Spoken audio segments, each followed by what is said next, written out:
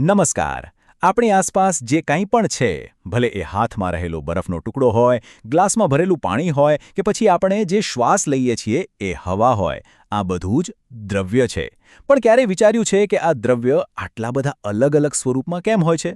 તો ચાલો આજે આપણે દ્રવ્યની આ ત્રણ મુખ્ય અવસ્થાઓ ઘન, પ્રવાહી અને વાયુ પાછળ છુપાયેલા વિજ્ઞાનને એકદમ સરળથી રીતે સમજીએ. વિચારો તો ખરા, એક જ વસ્તુ એટલે કે પાણી ક્યારેક પથ્થર જેવું સખત બની જાય છે, ક્યારેક એકદમ આસાનીથી વહેવા લાગે છે અને ક્યારેક તો ગાયબ થઈને વરાળ બની જાય છે. આવો જાદુ કેમ થાય છે? આટલો બધો ફરક શા માટે? બસ આ જ સવાલનો જવાબ આપણને દ્રવ્યના ઊંડા રહસ્ય સુધી લઈ જશે. અને હા, આજની આપણી આ વૈજ્ઞાનિક સફરને આપણે એક ખાસ વ્યક્તિને સમર્પિત કરવા માંગીએ છીએ. સાધના વિદ્યાલય, મોરદેવીના ખૂબ જ ઉત્સાહી વિજ્ઞાન શિક્ષક શ્રી વિશાલ એ ચાવડા. એમની જ પ્રેરણાથી આજે આપણે આ વિષયને ઊંડાણપૂર્વક સમજવાના છીએ. તો ચાલો આપણી સફરની શરૂઆત કરીએ દ્રવ્યની સૌથી જાણીતી અને મજબૂત અવસ્થાથી, એટલે કે ઘન અવસ્થા. આપણી આસપાસની મોટાભાગની વસ્તુઓ જેમ કે આ ટેબલ, ખુરશી કે પછી કોઈ પુસ્તક, આ બધું જ ઘન સ્વરૂપમાં છે. તો ઘન પદાર્થોની ખાસિયત શું છે?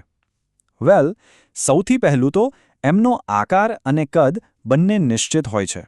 મતલબ કે પથ્થરને ગમે ત્યાં મૂકો એનો આકાર બદલાશે નહીં. એની સીમાઓ એકદમ સ્પષ્ટ હોય છે અને એને દબાવવાની કોશિશ કરીએ તો એ લગભગ દબાતો જ નથી. આ જ કારણે તો ઘન પદાર્થોને દ્રઢ એટલે કે એકદમ મજબૂત કહેવામાં આવે છે. પણ સવાલ એ થાય કે આવું કેમ? ઘન પદાર્થોમાં એવી તો કઈ ખાસ વાત છે જે એમને આટલા મજબૂત અને દ્રઢ બનાવે છે. આનો જવાબ એમના કણોની અંદરની ગોઠવણમાં છુપાયેલો છે. ચાલો એને સમજીએ. હવે જરા આ આકૃતિ જુઓ. કલ્પના કરો કે ઘન પદાર્થના કણો જાણે કે શિસ્તબદ્ધ સૈનિકો છે, જે એકદમ વ્યવસ્થિત લાઇનમાં ગોઠવાયેલા છે. એમની વચ્ચેનું જે આકર્ષણ બળ છે એ એટલું બધું મજબૂત હોય છે કે તેઓ પોતાની જગ્યા છોડી જ નથી શકતા. બસ ખાલી પોતાની જગ્યા પર ઊભા રહીને થોડું થોડું કંપન કરી શકે છે.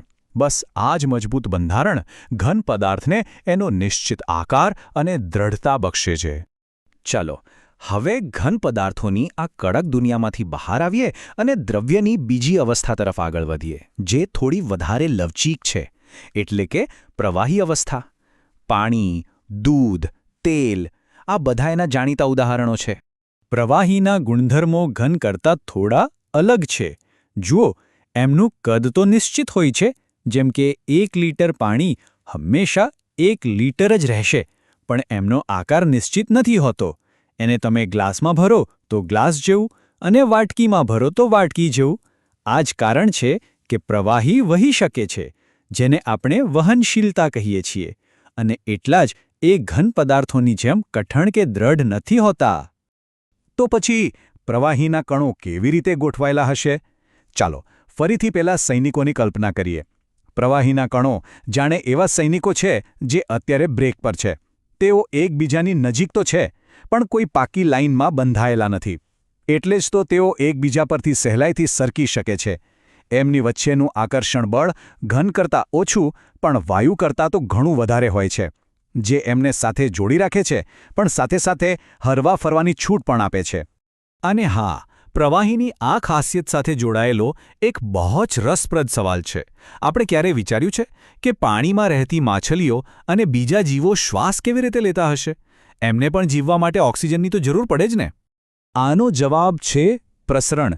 આ એક એવી પ્રક્રિયા છે જેમાં વાતાવરણમાં રહેલો ઓક્સિજન અને કાર્બન ડાયોક્સાઇડ જેવા વાયુઓ પાણીની સપાટી પર ઓગળી જાય છે અને પછી ધીમે ધીમે આખા પાણીમાં ફેલાઈ જાય છે.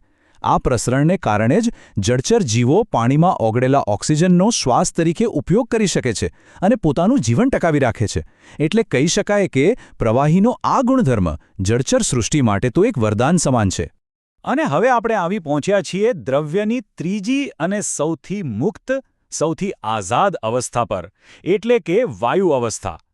હવા, વરાળ, ધુમાડો, આ બધા વાયુ સ્વરૂપો છે જેમને કોઈ સીમાઓ નથી નડતી. વાયુની દુનિયા તો સાવ અલગ જ છે. એમને ના તો નિશ્ચિત આકાર હોય છે, ના તો નિશ્ચિત કદ. તમે વાયુને જે પણ વાસણમાં ભરો એ આખા વાસણમાં ફેલાઈ જાય છે. કેમ? કારણ કે વાયુના કણો વચ્ચે ખૂબ જ વધારે ખાલી જગ્યા હોય છે અને તેઓ ખૂબ જ ઊંચી ગતિ સાથે આમ તેમ અસ્તવ્યસ્ત રીતે સતત ભાગતા જ રહેશે. આ જ ખાસિયતને કારણે તેમને ખૂબ જ સરળતાથી દબાવી શકાય છે, મતલબ કે એ અત્યંત સંકોચનીય હોય છે. ચાલો આને એક સાદા પ્રયોગથી સમજીએ. માની લો કે આપણે 3 સિરિંજ લઈએ. એક ખાલી રાખીએ, જેમાં હવા ભરેલી છે, બીજીમાં પાણી ભરીએ અને ત્રીજીમાં ચોકના ટુકડા. હવે ત્રણેયના પિસ્ટનને દબાવવાની કોશિશ કરીએ તો શું થશે? તરત જ દેખાશે કે ચોકવાળી સિરિંજ તો જરાય નહીં દબાય, પાણીવાળી પણ લગભગ નહીં જ દબાય, પણ હવાવાળી સિરિંજનો પિસ્ટન તો એકદમ આસાનીથી અંદર જતો રહેશે. આ જ બતાવે છે કે વાયુનું સંકોચન કેટલું બધું વધારે હોય છે. વાયુના આ સંકોચનીયતાના ગુણનો આપણે રોજિંદા જીવનમાં ખૂબ ઉપયોગ કરીએ છીએ. આપણા રસોડામાં જે એલપીજી ગેસનો બાટલો હોય છે ને, એટલે કે લિક્વિફાઇડ પેટ્રોલિયમ ગેસ, અને વાહનોમાં જે સીએનજી વપરાય છે, એટલે કે કમ્પ્રેસ્ડ નેચરલ ગેસ, આ બંને શું છે? એ વાયુને ખૂબ ઊંચા દબાણે દબાવીને નાના સિલિન્ડરમાં ભરવાના જ ઉદાહરણો છે. આનાથી આપણે ઓછી જગ્યામાં ઘણો બધો વાયુ સંગ્રહી શકીએ છીએ. તો વાયુના કણોની ગોઠવણી કેવી હશે? હવે આપણા પેલા સૈનિકો જાણે કે લાંબી રજા પર નીકળી ગયા છે.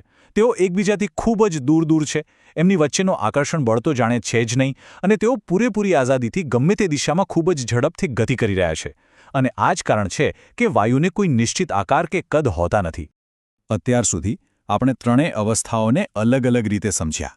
હવે ચાલો આ બધી જ માહિતીને એક સાથે લાવીએ અને એમની સીધી સરખામણી કરીએ, જેથી આખો ખ્યાલ એકદમ સ્પષ્ટ થઈ જાય. હા, એક કોષ્ટક જુઓ, એમાં બધું જ આવી ગયું. આકાર ફક્ત ઘનનું નિશ્ચિત છે, કદ ઘન અને પ્રવાહી બંનેનું નિશ્ચિત છે, પણ વાયુનું નહીં. અને સંકોચન એ તો લગભગ વાયુમાં જ શક્ય છે. અને આ બધાની પાછળનું મૂળ કારણ શું? બસ એક જ, કણો વચ્ચેનું આકર્ષણ અને તેમની ગતિ. ઘનમાં સૌથી વધુ આકર્ષણ અને સૌથી ઓછી ગતિ, જ્યારે વાયુમાં સૌથી ઓછું આકર્ષણ અને સૌથી વધુ ગતિ. બસ આટલું સમજાઈ જાય એટલે ત્રણેય અવસ્થાનો ભેદ સમજાઈ જાય. તો આજની આપણી આ દ્રવ્યની દુનિયાની સફરના અંતે ચાલો સૌથી અગત્યના મુદ્દાઓને ફરી એકવાર ફટાફટ યાદ કરી લઈએ. તો આખી વાતનો સાર શું છે? કોઈપણ પદાર્થ ઘન, પ્રવાહી કે વાયુ કેમ છે? એનો આખો આધાર એના કણોની ગોઠવણી, એમની વચ્ચેના આકર્ષણ અને એમની ગતિ ઊર્જા પર રહેલો છે. કણોની આ અદૃશ્ય દુનિયા જ આપણને દેખાતી ભૌતિક દુનિયાનો આકાર નક્કી કરે છે. બસ આ એક જ ચાવી દ્રવ્યના ત્રણેય રહસ્યમય તાળા ખોલી નાખે છે. આશા છે કે દ્રવ્યની અવસ્થાઓ વિશેની આ સમજૂતી આપને રસપ્રદ અને ઉપયોગી લાગી હશે. જો આપને આ જાણકારી ગમી હોય તો અમારી આ ચેનલને લાઇક, શેર અને સબસ્ક્રાઇબ જરૂર કરજો. ફરી મળીશું એક નવા વૈજ્ઞાનિક રહસ્ય સાથે. આભાર.